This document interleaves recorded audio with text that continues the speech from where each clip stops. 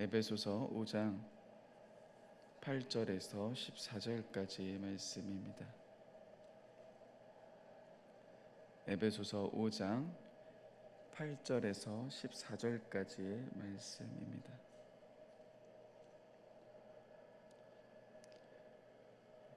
다 찾으셨으면은 한 절씩 교독하시겠습니다. 제가 먼저 읽겠습니다. 너희가 전에는 어둠이더니 이제는 주 안에서 빛이라. 빛의 자녀들처럼 행하라. 빛의 열매는 모든 착함과 의로움과 진실함에 있느니라. 주를 기쁘시게 할 것이 무엇인가 시험하여 보라. 너희는 열매 없는 어둠의 일에 참여하지 말고 도리어 책망하라. 그들이 은밀히 행하는 것들을 말하기도 부끄러운 것들이라. 그러나 책망을 받는 모든 것은 빛으로 말미암아 드러나나니 드러나는 곳마다 빛이니라. 그러므로 이르시기를 잠자는 자여 깨어 죽은 자들 가운데에서 일어나 그리스도께서 너에게 비추시리라 하셨느니라. 아멘. 네, 14절까지였습니다. 네, 감사합니다. 네, 사랑하는 여러분, 오늘 이렇게 명절 마지막 날 함께 또 이 기도의 자리에, 또 예배 자리에 오신 여러분들을 사랑하며 환영합니다. 하나님의 귀한 사랑이 또 여러분들의 삶 가운데 가득 넘치시는 귀한 시간 되셨으면 좋겠습니다. 제가 2014년도에 일산중심교회에 왔는데요, 지금이 2022년이다 보니 정말 오랜 기간 있었던 것 같습니다. 이렇게 한 교회에서 오래 사역할 수 있는 것이 참 쉽지 않은 경험인데 귀한 경험을 하고 있다라는 생각을 참 많이 합니다. 이렇게 오랜 시간 이 공동체에 있다 보니 참 재미난 일도 많고 또 신기한 일도 많이 경험합니다. 그 중에 한 가지가 그 초등부에서 만났던, 그리고 청년부에서 만났던 지체들의 또 어머님, 아버님들을 만나게 되는 일들이 종종 있습니다.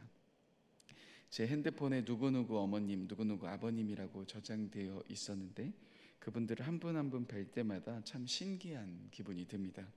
초등부에서 만났던, 그리고 청년부에서 만났던 친구들이 참 아버님, 어머님을 참 많이 닮았구나 라는 생각이 듭니다. 멀리서 인사해도 누구의 부모님이신가 라는 생각이 들 정도로 마스크 너머 얼굴은 보이지 않지만 비슷한 모습은 숨길 수가 없습니다. 저도 저희 아버지 어머니를 참 많이 닮았습니다. 그 닮음을 감출 수가 없죠. 예전에 전화를 받았을 때 가끔 당황할 때가 있었습니다. 당시에는 집에 전화가 있었는데요, 집 전화기로 이제 전화가 와서 제가 여보세요 하면서 이렇게 인사를 여쭤보면은 전화 넘어 어떤 분께서는 저에게 이렇게 이야기하십니다. 원 목사 어떻게 잘 있었어? 라고 물어보십니다. 그러면 저는 말씀드리죠. 아버님 지금 안 계신데요 라고 말씀드리면 전화 넘어서 당황하시는 목소리가 들립니다. 그리고 아버지와 참 목소리가 많이 닮았다라는 이야기를 종종 들었습니다. 또한 아버지께서 설교하시는 스타일이 굉장히 빠르게 이야기를 하시는 스타일이십니다. 기관총을 발사하듯이 이야기를 하시는데요, 저도 제 안에서 그런 주체할 수 없는 그런 기관총을 발사하듯이 이야기하고 싶은 마음이 들곤 합니다. 그래서 최대한 침착하게, 최대한 천천히 말하려고 노력을 합니다. 이 모든 것이 제가 아버지 어머니를 참 많이 닮아 있습니다. 여러분, 우리는 무언가를 닮은 존재로 살아갑니다. 하나님이 우리를 그렇게 창조하셨고 우리를 그렇게 지으셨습니다. 태어날 때 누구를 닮은 존재로 태어나게 하시고 살아가면서 누군가의 삶의 모습을 참 많이 닮아가게 하십니다. 그런데 오늘 우리가 읽기 전 바로 전 말씀 7절은 이러한 이야기를 우리들에게 들려줍니다. 우상과 연합해 우상의 행동과 말을 본받으며 살았던 성도들의 삶을 다시금 상기시키면서 그는 더 이상 그러한 삶에 동참하지 말 것에 대한 경고를 합니다. 함께 어울리지 말라라고 이야기를 합니다. 여러분, 왜 이러한 이야기를 합니까? 우리는 같이 머물고 있는 그 대상을 또한 닮아가기 때문입니다. 하나님과 함께 있다면 우리는 하나님을 점점 닮아갑니다. 그러나 세상 속에서 계속 노출되고 그 안에서 계속 머물러 있다면 우리는 세상을 닮아가는 모습을 발견하게 될 것입니다. 바울은 이러한 경고 속에서 오늘 말씀을 이야기합니다. 오늘 말씀 8절 말씀 같이 한번 읽어보려고 하는데요. 8절 말씀 같이 한번 읽어보겠습니다. 8절입니다. 시작. 너희가 전에는 어둠이더니 이제는 주 안에서 빛이라. 자녀들처럼 행하라. 바울은 이전에 세상 속에서 영향받으며 세상을 닮아갔던 그들을 향해 이렇게 이야기합니다. 전에는 어둠이었다. 단지 어둠의 행동을 했다라는 표현을 사용하지 않습니다. 바로 어둠이었다라고 말합니다. 바울은 계속해서 그리스도인 되기 전 상태를 어둠이라는 표현으로 사용합니다. 에베소서 2장 1절에서 말하듯이 허물과 죄로 죽었으며 소망이 없고 하나님도 없는 자였다라고 말하며 어둠이라는 표현을 사용합니다. 특별히 골로새서 1장 13절의 말씀의 표현을 우리는 기억해 봐야 합니다.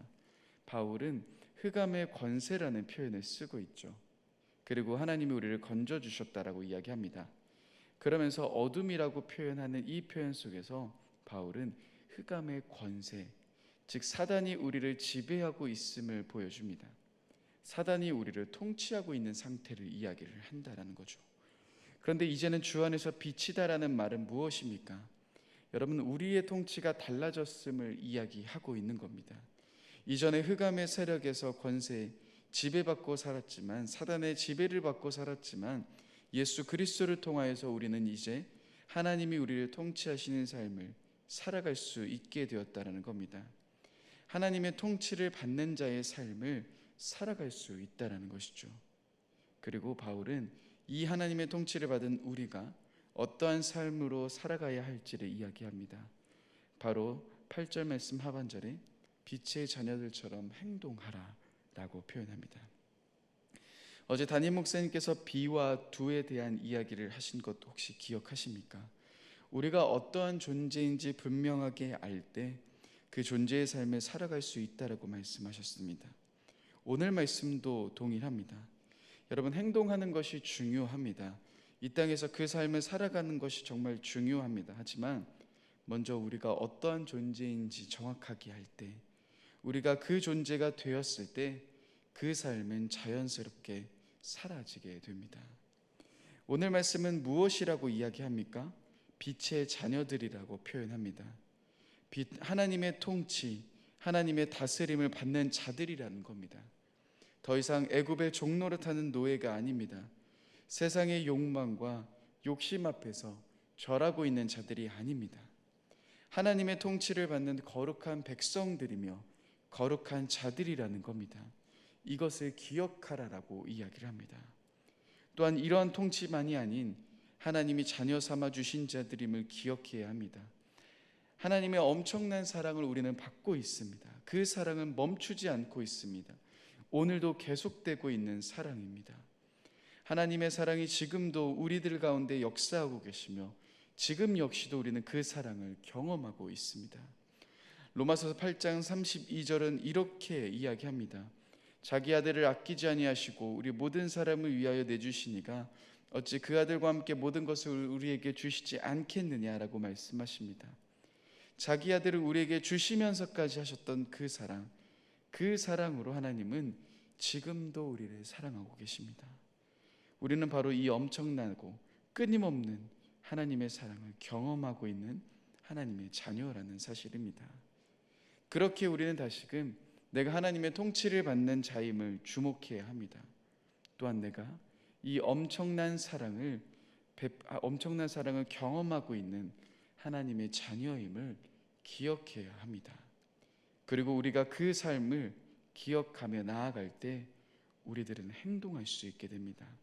그에 맞는 삶을 살아갈 수 있게 됩니다. 그리고 그 걸음 속에서 우리들이 살아가기 시작할 때 그 삶을 우리들에게 자연스럽게 무엇인가 나타나기 시작합니다. 9절의 말씀을 같이 한번 읽어보겠습니다. 9절의 말씀인데요, 같이 한번 읽어보겠습니다. 시작. 빛의 열매는 모든 착함과 의로움과 진실함에 있느니라. 여러분, 우리가 존재의 삶을 살아가기 시작할 때 빛의 자녀의 삶, 하나님이 다스리시며 하나님이 우리를 통치하시며 우리가 하나님의 자녀된 이 삶을 붙잡고 나아가기 시작할 때 우리들은 빛의 자녀들의 행동들을 살아가기 시작합니다. 또한 그 속에서 무엇을 이야기합니까? 그 속에서 우리가 열매가 맺힌다라고 기록하고 있습니다. 바울의 이 표현 우리는 주목해 봐야 합니다. 이 표현 열매라는 표현은 독특한 표현입니다. 바울은 열매라는 표현 속에서 이 어떠한 이야기를 하냐면 그리스도 안에 있는 새로운 생명의 결과를 묘사할 때 이 표현을 사용합니다. 갈라디아서에서도 성령의 열매라는 표현을 그는 사용합니다. 또한 우리가 복음서를 볼 때 요한복음 15장에도 예수님은 포도나무와 열매로서 표현하기도 하십니다. 그러니까요, 오늘 말씀에 등장하는 모든 착함과 의로움, 진실함은 우리들이 열심히 노력해서 맺어가는 무엇인가가 아닙니다. 하나님의 통치를 받은 자로서 그 빛 안으로 걸어가기 시작할 때 하나님의 사랑을 받고 있는 자라는 이 사실을 알고 그 걸음을 걸어가기 시작할 때 저와 여러분들의 삶은 이 빛의 열매를 맺어갈 수 있게 된다는 겁니다. 다시 말해 그리스도인 된 우리가 자연스럽게 맺을 수 있는 열매라는 겁니다. 하나님의 통치를 받으며 그 하나님의 자녀된 삶을 걸어가기 시작할 때 우리들은 하나님의 선하신 성품같이 선한 삶을 향해 나아가기 시작합니다. 하나님의 통치를 받으며 하나님을 붙잡으며 나아가기 시작할 때 우리는 불의한 행동에서 점차 의로운 삶의 모습으로 변해가기 시작합니다. 또한 진실한 모든 신자의 말과 생활 방식 가운데 우리가 하나님의 통치를 받으며 하나님의 자녀된 삶을 걸어가기 시작할 때 우리들의 말과 우리들의 생활 방식에서조차 변화가 일어나기 시작합니다. 하나님의 통치하심은 하나님의 자녀된 그 삶은 하나님만을 붙잡으며 걸어가는 그 삶은 우리 안에서 빛의 열매를 맺어가는 삶을 향해 나아가게 합니다. 여러분, 이것은 정말 자연스러운 일이고 너무나도 당연한 일입니다. 그런데 문제는 어디서부터 시작됩니까? 또다시 바울은 다시금 이러한 상황을 거듭 강조하고 있습니다. 우리 11절의 말씀을 같이 한번 읽어보겠습니다. 11절입니다. 같이 읽어보겠습니다. 시작. 너희는 열매 없는 어둠의 일에 참여하지 말고 도리어 책망하라. 여러분, 누군가와 어울리는가는 정말 중요합니다. 내가 어울리는 곳은 나를 만들어가며 나의 행동을 움직이게 합니다. 그렇게 바울은 다시금 또다시 에베소 교인들을 향해서 이렇게 이야기합니다. 똑같은 이야기를 반복합니다. 7절에서도 이야기했던 권고의 말을 한 번 더 합니다. 그것은 무엇입니까? 바로 어둠의 일에 참여하지 말고 도리어 책망하라라는 이야기입니다. 여러분, 당시의 음란한 행동, 더러운 것, 탐심 같은 너무나도 당연한 행동과 모습들이 있었습니다. 많은 사람들은 다 그 길을 향해 걸어갔습니다. 그것은 당연한 행동들이었고 이상한 모습들이 아니었고 오히려 수많은 사람들이 따라가고 있었던 그 에베소서 교인들 옆에 있는 수많은 교인들이, 수많은 사람들이 따라가고 있었고 영향받고 있었던 삶의 모습이었습니다. 그러나 바울은 다시금 이야기합니다. 어둠의 일에 참여하지 말아라. 책망합니다. 그리고 그 길을 쫓아가지 말고 그 길에서 돌아서라고 이야기를 합니다. 그리고 14절에 이렇게 부르짖습니다. 잠자는 자여 깨어 죽은 자들 가운데서 일어나라.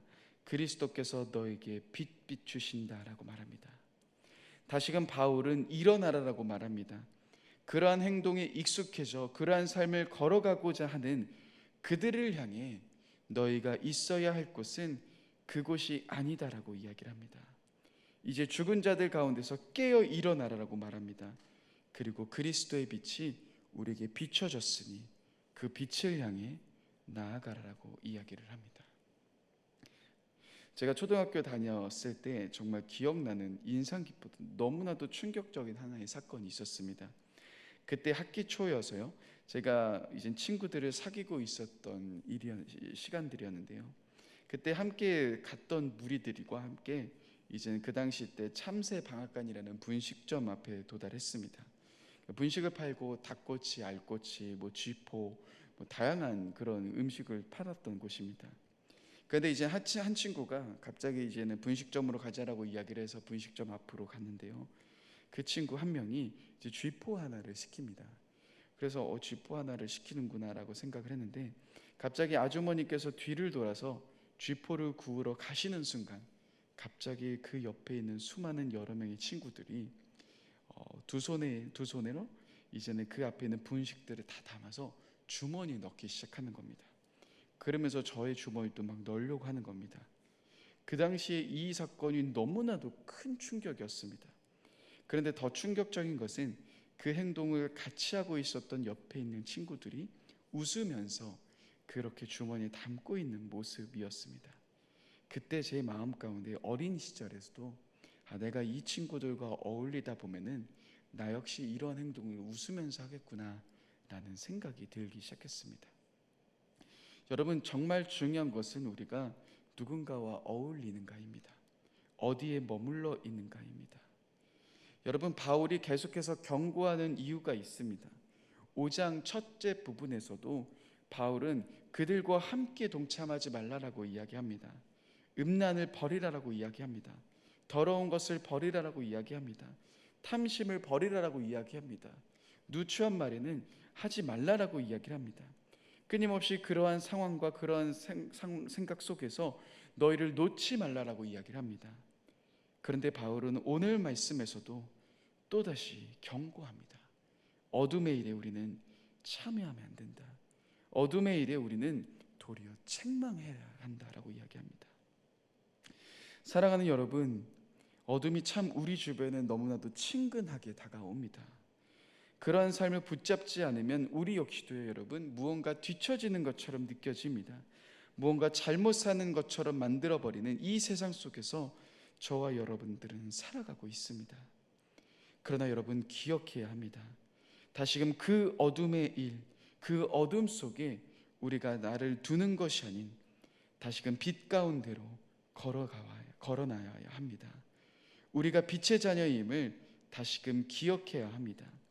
어둠의 일을 참여하는 일을 멈추고 그리스도의 빛이 비춰지는 바로 그 자리 앞으로 나아가야 합니다. 그럴 때 하나님이 우리들의 삶 가운데, 저와 여러분들의 삶 가운데 열매 맺어 가시기 시작할 겁니다. 오늘 이 새벽 다시금 잠자고 있었던 우리들의 마음을 깨우며 그리스도의 빛 가운데로 담대하게 걸어가 그 거룩한 삶을 살아가시는 저와 여러분들이 되셨으면 좋겠습니다. 함께 기도하겠습니다.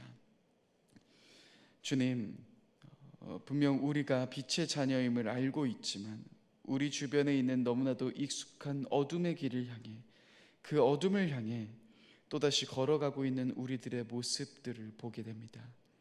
그 안에서 힘겨워하며 어려워하고 있으며 신음하고 있는 우리들의 모습입니다. 그러나 주님, 다시금 우리가 돌아섭니다. 어둠의 일에 참여하기를 멈추고 우리를 다스리시며 통치하시는 하나님 앞으로 나아갑니다. 빛 가운데로 나아갑니다. 빛의 자녀된 삶을 살아가는 귀한 우리 모두가 될 수 있도록, 또한 그 열매를 맺어가는 우리가 될 수 있도록 주님 인도하여 주옵소서. 감사합니다. 사랑합니다. 귀하신 예수님의 이름으로 기도드립니다. 아멘.